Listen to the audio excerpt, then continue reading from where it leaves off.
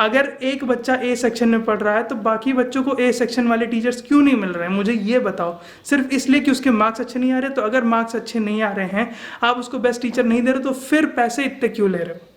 लेकिन जो private education system है कुछ ऐसा है कि अगर आप ये वीडियो पूरी एंड तक देख लिए हो ना, तो मैं सीरियसली बताऊं, आपका दिल टूट गया होगा। I know.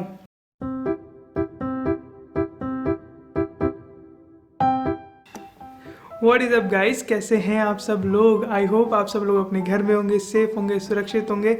तो भाइयों, एक और नया दिन, एक और नई शुरुआत, और सीधा शुरू करते हैं हम आज का ब्लॉग। जो मेरा लास्ट ब्लॉग था उसको मेरे फादर साहब ने देखा और उन्होंने कहा कि जो भी तुम कोई बात करते हो उसको थोड़े फैक्चुअल तरीके से प्रेजेंट करो, एक स्ट्रक्चरल फॉर्म में प्रेजेंट करो, तो जो व्यूअर है उसको समझ में आएगा तुम्हारी बात। कभी कभी लगता है ऐसा कि तुम बोलते नहीं हो, भौंकते हो। खैर ये तो मैंने कहा, उन्होंने कुछ और ही कहा था, बहुत ही अच्छे तरीके से समझा। तो मैंने सोचा कि क्यों ना, वाई नॉट, हम भी एक प्रॉपर स्ट्रक्चर्ड फॉर्म में एक फैक्चुअल तरीके से चीज़ों को प्रेजेंट करें।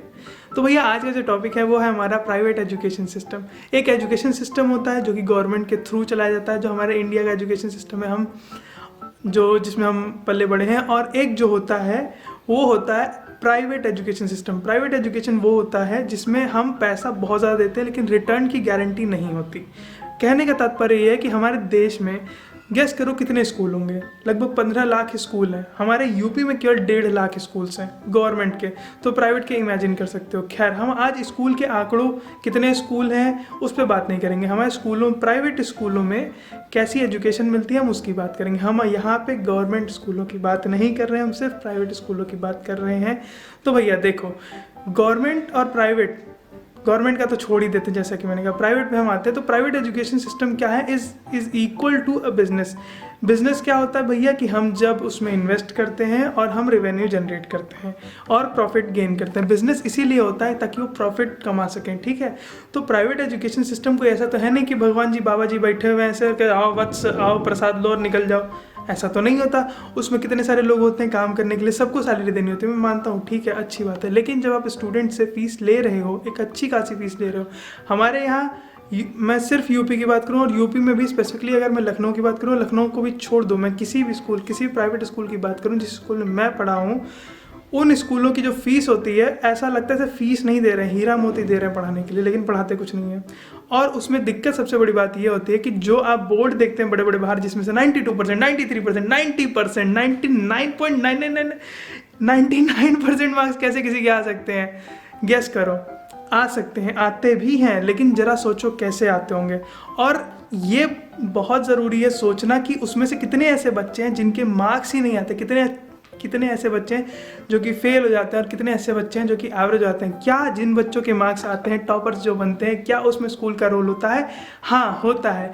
लेकिन जिन बच्चों के मार्क्स नहीं आते, जिन बच्चे के मार्क्स घुसते चले जाते हैं, क्या उसमें स्कूल का रोल होता है? बिल्कुल होता है।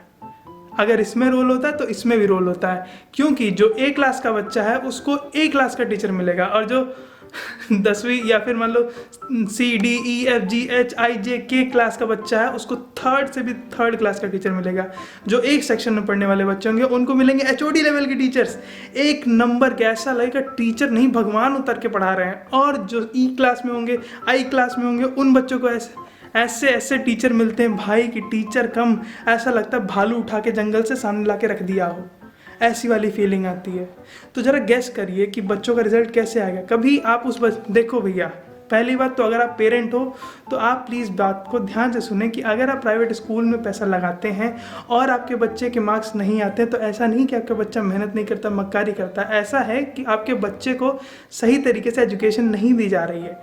बहुत सारे ऐसे स्कूल हैं, बहुत सारे, मैं कहूँ कि जितने भी स्कूल हैं, हमारा जिस स्कूल में मैं पढ़ा हूँ वहाँ पर भी ये होता है। जितने स्कूलों में मैं स्पेसिफिकली पढ़ा हूँ, मैं तो इतने स्कूलों में पढ़ चुका हूँ ना भाई, इधर से भगाया, उधर से भगाया भगाया नहीं, डैड की पोस्टिंग वगैरह होती रहती थी तो इसलिए स्कूल बदलने पड़ते थे, ठीक है। तो खैर, हम इस बारे में बात नहीं कर रहे, हम इस बारे में बात कर रहे हैं कि जब अगर 8, 10, 12 सेक्शंस हैं तो जो लास्ट सेक्शन है वो वर्स्ट सेक्शन है। वर्स्ट सेक्शन इसलिए है क्योंकि उसमें बच्चों के जो मार्क्स हैं वो सबसे घटिया हैं। तो उन बच्चों पर ध्यान क्यों दे जहाँ से रेवेन्यू केवल आना है। और हमें देखो, जिनके मार्क्स कम आते हैं वो होते हैं पैसा जनरेट करने वाले व्यक्ति, जिनसे प्रॉफिट आता है। और जिसके मार्क्स सबसे अच्छे आते हैं वो होता है मार्केटिंग व्यक्ति, जिसकी वजह से अगली ऑडियंस आने वाली है। अगर किसी स्कूल में 10,000 बच्चे पढ़ते हैं और उस स्कूल के 12th क्लास के जो सेक्शन है उसमें अगर 2500 बच्चे पढ़ रहे हैं और उस 2500 में से अगर 100 बच्चों के मार्क्स 90% हैं तो जो 2400 बच्चे हैं वो कहाँ गए? क्या वो 2400 बच्चों ने पढ़ाई नहीं करी? नहीं, बिल्कुल नहीं, उन्होंने पढ़ाई करी, लेकिन उनके मार्क्स क्यों नहीं आए? उनके मार्क्स इसलिए नहीं आए क्योंकि उन्हें उस लेवल की एजुकेशन नहीं दी गई, उस सारे स्ट्रक्चर्ड फॉर्म में नोट्स फॉर्मेट्स कुछ नहीं दिए गए, इसलिए उनके मार्क्स नहीं आए। और लोग ये समझते हैं कि टीचर्स पढ़ा रहे हैं, हमारे बच्चे मक्कारी कर रहे हैं। नहीं भैया, टीचर्स मक्कारी कर रहे हैं, स्कूल वाले पढ़ा ही नहीं रहे। एक्चुअली वो उनको पढ़ा रहे हैं जिससे उनकी अगली ऑडियंस आने वाली है, जो अगले साल बच्चों की वेव आने वाली है ना। हज़ारों बच्चे कैसे पढ़ने आएंगे इस स्कूल में? क्योंकि इस स्कूल ने 100, 200, 250 बच्चों को निकाल दिया।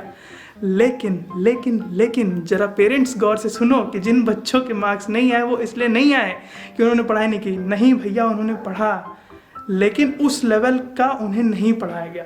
उन्हें सिर्फ इस लेवल का पढ़ाया कि ये पास कर पाए, धक्का ला के गाड़ी आगे निकल जाए, कम से कम बच्चे फेल हों, पास होकर निकल जाए। लेकिन क्या वो बच्चे फेल जो हो गए उनका भविष्य नहीं बनेगा?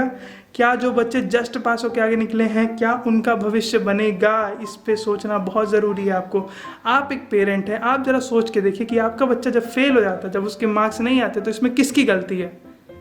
आपके बच्चे की हो सकता है, बेशक हो सकता है आपका बच्चा मक्कारी कर रहा हो, लेकिन क्यों उसका पढ़ने में मन नहीं लगता? कभी सोचे हो कि 90% जिसके मार्क्स आते हैं उसका पढ़ने में मन क्यों लगता है?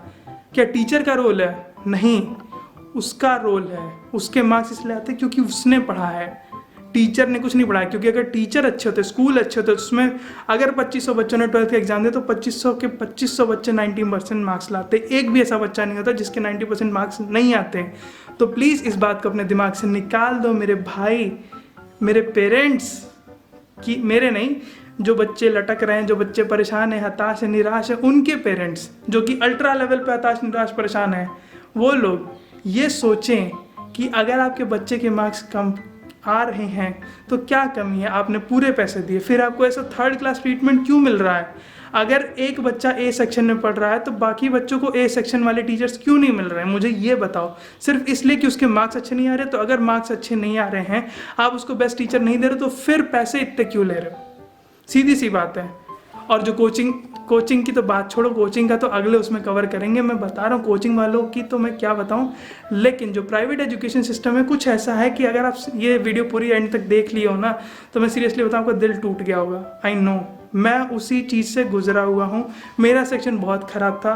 क्यों? क्योंकि मेरे मार्क्स अच्छे नहीं आते थे। अगर मेरे मार्क्स अच्छे नहीं आते थे तो उसका कारण ये था कि मेरे टीचर्स अच्छे नहीं थे, जो कि बच्चों को मोटिवेट नहीं कर पाते हैं, बच्चों को उस पढ़ाई वाले जो फॉर्मेट में इंटरेस्ट गेन करा नहीं पाते हैं ना, वो बच्चे होते हैं जो कि होते हैं ख़राब। और वो टीचर्स जो गेन नहीं करा पाते वो होते हैं महा ख़राब।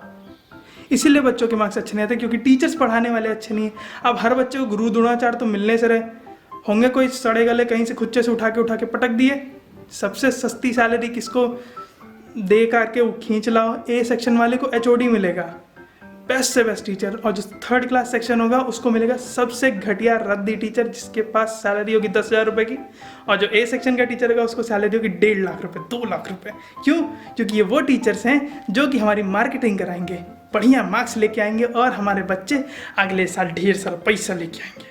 जिसके मार्क्स अच्छे नहीं आते वो लाता है बिजनेस, नहीं वो लाता है प्रॉफिट, और जिसके मार्क्स अच्छे आते हैं वो लाता है बिजनेस। समझे? तो अगर दिमाग में कुछ घुसा हो तो लाइक करें, कमेंट करें, शेयर करें और सब्सक्राइब करें। ये तो हो गया मेरा वाला मार्केटिंग टैक्टिक्स। लेकिन यार समझदार हो, अकल लगाओ, दिमाग लगाओ, ठीक है? ढक्कन मत बनो। और आप बच्चा पार्टी लोग हमारे जैसे बनो, ढीठ बनो, मेहनत करो, गिव अप मत करो चाहे जैसी सिचुएशन आए, क्योंकि स्कूल जो है वो डूबा है। ठीक है? तो आज वीडियो में बस इतना ही रखते हैं। जैसा कि मैंने कहा, लाइक करें, कमेंट करें, शेयर करें और सब्सक्राइब करें। मैं मिलता हूँ आपको अगली वीडियो में। अंटिल देन, चाहे जितनी मुसीबतें आए, चाहे जितनी दिक्कतें आए, गिव अप नहीं करना है, नो मैटर व्हाट। जय हिंद, पीस आउट।